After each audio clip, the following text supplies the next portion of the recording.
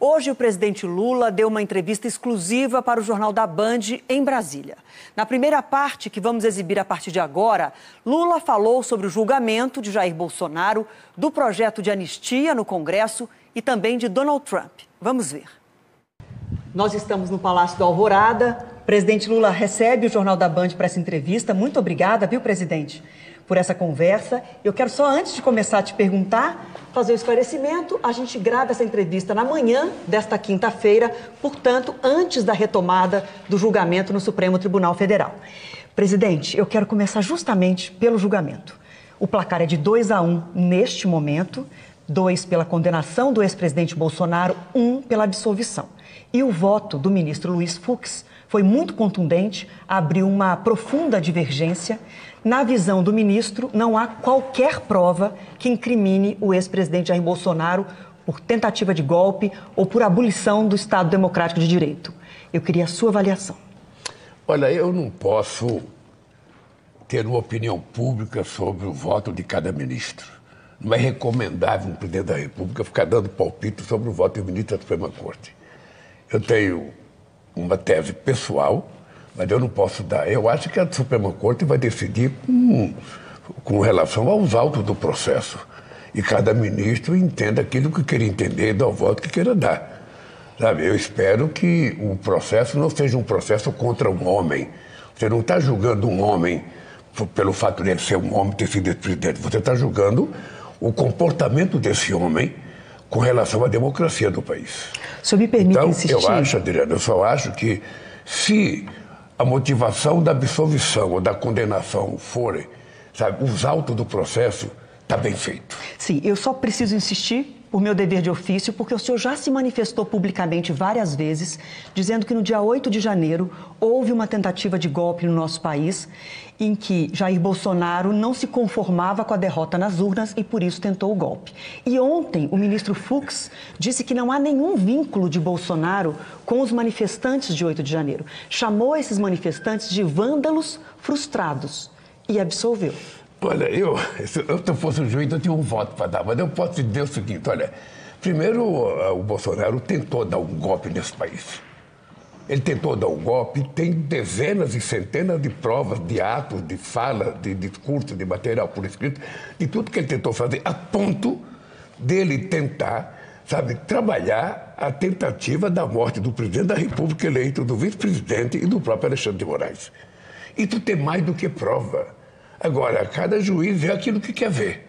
Eu só acho que os juízes têm que ver a verdade. Se a verdade estiver nos autos e aquilo estiver comprovado, é assim que as pessoas vão ser julgadas. Eu, de qualquer forma, espero o veredito. E acho que a gente tem que ter em conta o seguinte: esse país não pode permitir que quem quer que seja tente ferir o Estado de Direito democrático desse país. O ex-presidente teve um comportamento ao longo de todo o mandato de desacreditar a instituição. Todo o mandato ele teve. Desacreditar tudo. Desacreditou vacina, desacreditou a ciência, desacreditou o Covid-19, disse que era uma gripezinha, que, sabe, que as pessoas paravam de respirar por outros problemas, que a vacina fazia as pessoas virar gay, a vacina fazia as pessoas virar jacaré. Sabe, ele está nas costas, possivelmente, a responsabilidade pela morte de mais de 300 mil pessoas, sabe, das 700 que morreram. Então, ele está sendo julgado num crime que ele cometeu, com várias provas. Se o ministro Fux não quiser as provas, é um problema dele. Sabe? Eu acho que as provas estão fartas. E o ex-presidente, covardemente, articulou tudo, pensou tudo e não teve coragem, foi embora. Por quê? Porque no dia 1º tinha muita gente aqui na rua, ele teve medo. Então ele esperou para o dia 8 de janeiro, achando que nós íamos ficar com medo. E o que aconteceu é isso: esse país tem justiça, esse país tem instituição, esse país, depois de 23 anos de regime autoritário, vive no Estado de Direito democrático, e ele está sendo julgado pela mesma corte que me julgou.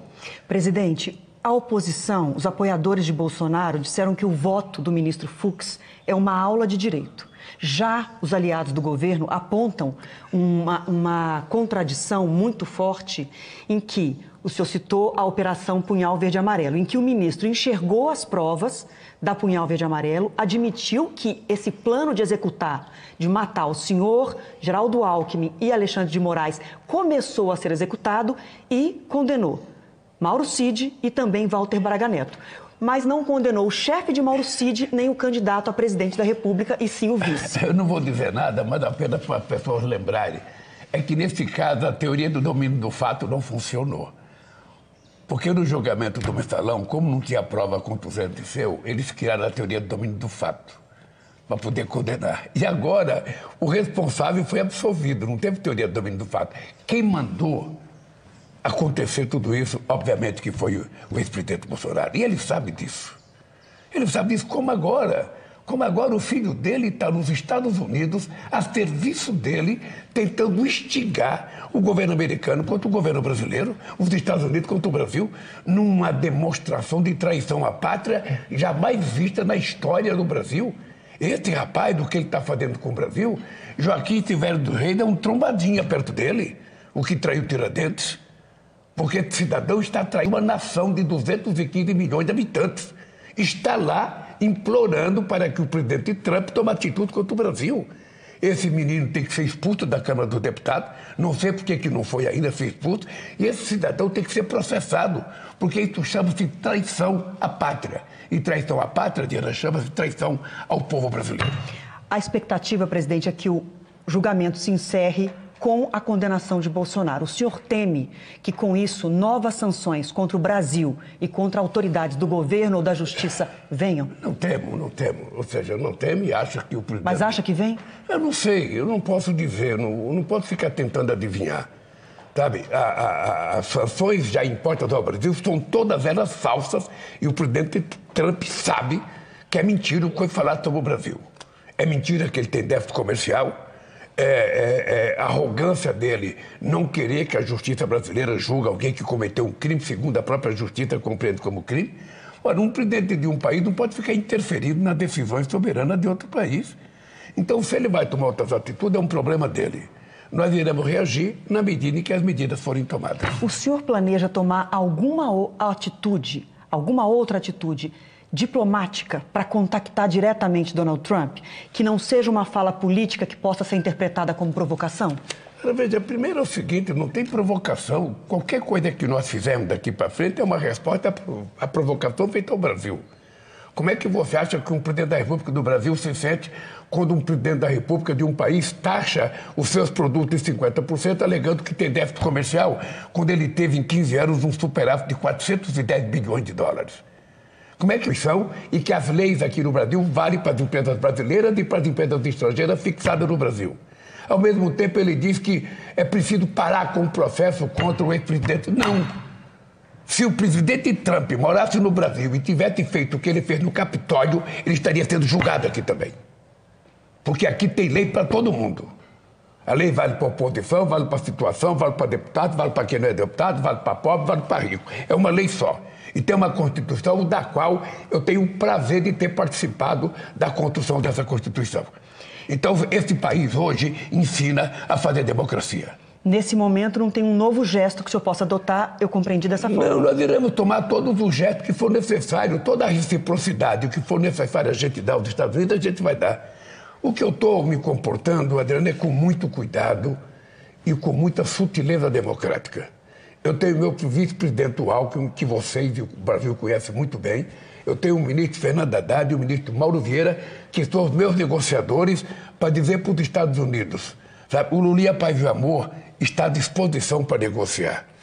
Eu não quero briga nem com a Bolívia, nem com o Uruguai, e muito menos com os Estados Unidos e com a China. Eu quero paz e amor. Eu quero paz e desenvolvimento. Eu quero paz e crescimento econômico. Eu quero paz e harmonia. É por isso que o Brasil é um país que não tem contencioso com nenhum país. Então, o que vai acontecer? Nós vamos tentar responder aos Estados Unidos na medida em que eles vão falando, sabe, alguma coisa. Ontem, por exemplo, a porta-voz falou uma bobagem. Eu não vou responder porta-voz. Uso de força militar. Eu não vou responder porta-voz. Não cabe ao presidente da República responder porta-voz. Mas, obviamente, que os Estados Unidos precisam saber que eles não estão tratando com uma republiqueta de banana. Mas a fala dela se torna uma preocupação? Não, não me torna preocupação, porque eu não posso levar muito a sério, sabe, a visão de um porta-voz. Tá certo. Presidente, vamos falar do Congresso agora, mas eu preciso voltar ao voto do Fux, só porque, além da pergunta em relação às sanções, a outra questão é o avanço da pressão pela pauta da anistia. A expectativa do Congresso é de que na semana que vem já seja votada a urgência. É inegociável para o governo avançar com a anistia? Deixa eu te dizer uma coisa, Adriana. A anistia é uma coisa que ela poderia ter vindo depois do processo terminado. Em todo mundo se discute anistia depois do processo terminado, depois se houve ou não condenação.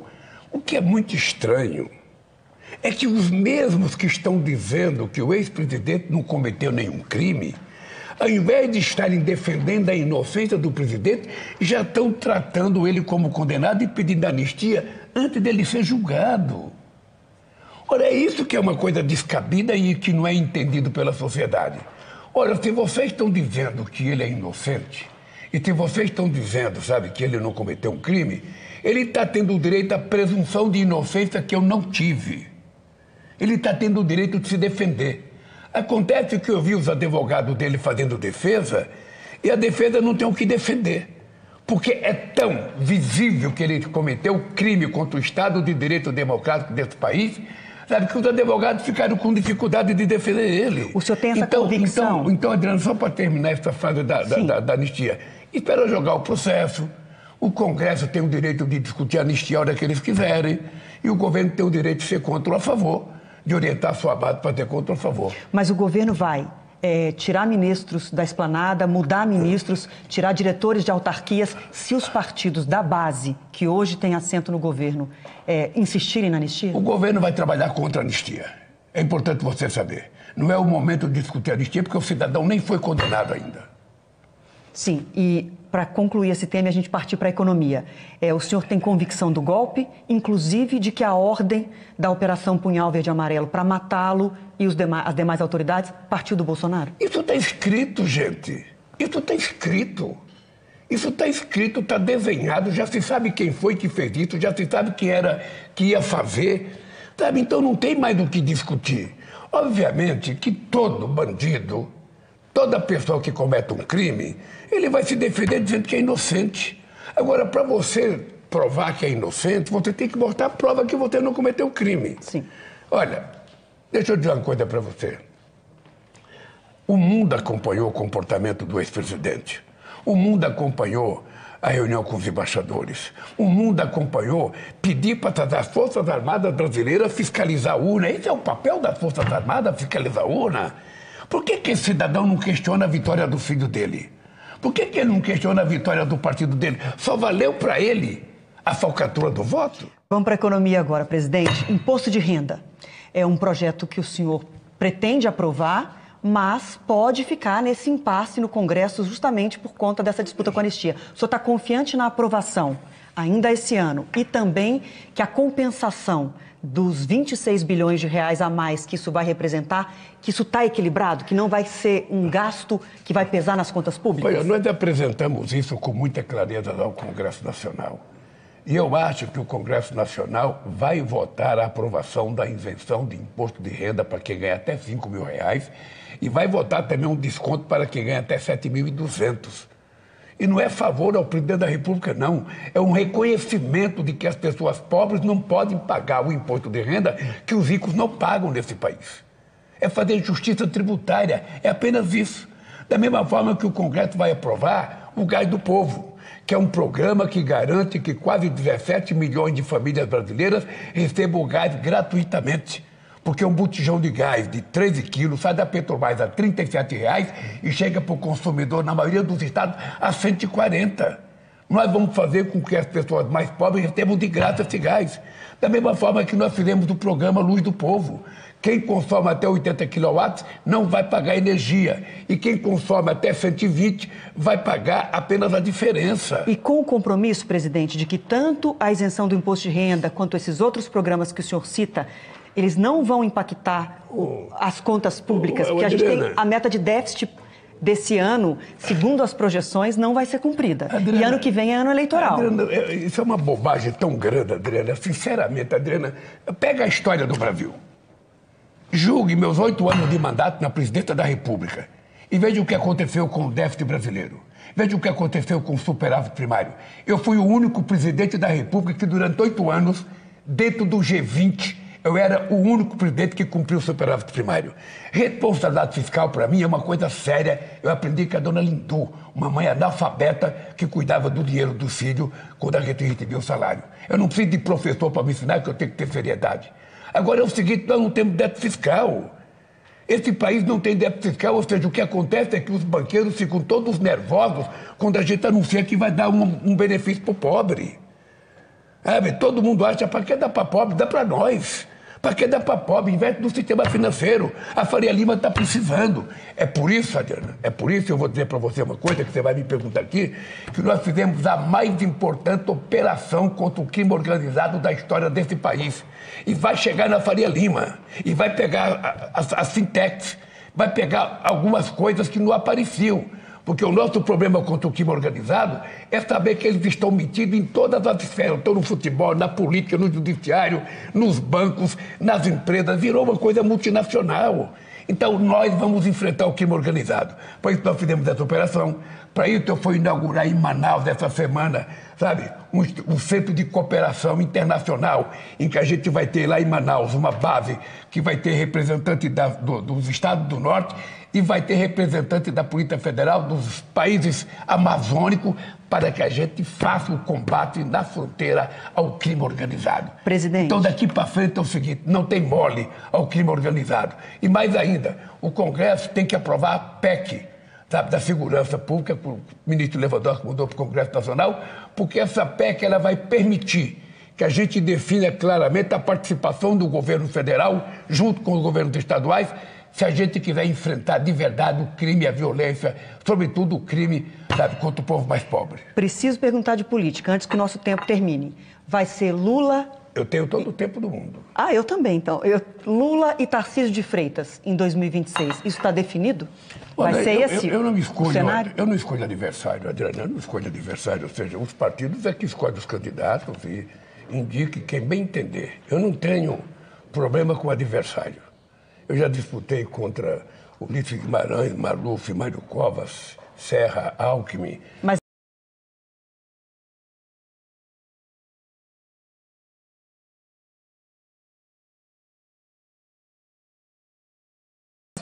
Sabe, eu ainda não me defini como candidato. Você falou de mim, mas é o seguinte, Mas basta observar seus discursos. Não, deixa ele falar uma coisa, Eu me cuido. O Johnny pode mandar um presente, ou seja, eu vou fazer 80 anos. Eu não evito que os anos passem, mas eu evito o envelhecimento precoce. Eu quero te dizer que eu estou com 60, 80 anos de idade, mas eu duvido que tenha muita gente de 30 que consiga fazer uma agenda comigo.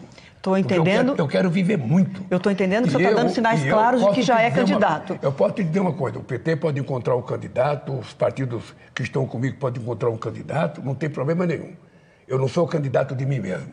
A única coisa que eu quero dizer, olhando para você e olhando para a Câmara da Bandeirantes, é que, se eu tiver do jeito que eu estou hoje, a extrema-direita jamais voltará a governar esse país. Democracia sempre. Uma avaliação sobre a fala de Tarcísio de Freitas no 7 de setembro, quando ele chamou Alexandre de Moraes de tirano e atacou o STF. Não, eu acho que mais grave não foi isso. Mais grave foi o sermão que ele tomou do pastor Malafaia. O governador do estado de São Paulo, gente, o estado mais importante, precisa ter um comportamento, no mínimo, respeitoso consigo mesmo. Ele não poderia falar o que ele falou do Alexandre de Moraes. O que o Tarcísio demonstrou ali? O Tarcísio demonstrou que ele não é nada mais, nada menos que um serviçal do Bolsonaro. Ele demonstrou isso. Ele não é nada. Eu convidei ele para almoçar comigo aqui no Palácio, ele almoçou comigo. Ora, não é, ele comigo falou uma coisa, é muito simpático, tudo, e por detrás ele só fala mal. Ou seja, ele tem todo o direito de ser candidato a presidente da República, se comporte e seja candidato, e vamos ver, vamos permitir que o povo escolha quem vai governar esse país. Vamos permitir. E na hora da escolha do povo, o povo vai ver quem fez e quem não fez. O povo vai medir, não é pelo discurso, o povo vai medir é quem fez e quem não fez as coisas, quem entregou e quem não entregou nesse país. E nesse aspecto, eu me coloco à disposição de tantos quantos queiram ser candidatos para a gente medir quem é que fez as coisas para esse país. Eu, Adriana, eu sou muito feliz pelo seguinte, esse país fazia 15 anos que não crescia acima de 3%. Precisou eu votar para ele crescer. Esse país, quando eu deixei a presidência, produzia 3,5 milhões de carros. Quando eu votei, produzia só 1,6 milhão. Nós vamos voltar a produzir 3,5 milhões. Porque se tem uma coisa que eu sei, é fazer com que o país cresça, gere emprego, aumentar o salário mínimo e fazer benefício para as pessoas que mais precisam. Presidente, só meu lema é o seguinte, meu lema é simples, é o seguinte, muito dinheiro na mão de poucos significa pobreza do país. Pouco dinheiro na mão de todos significa distribuição de riqueza. E é isso que eu quero.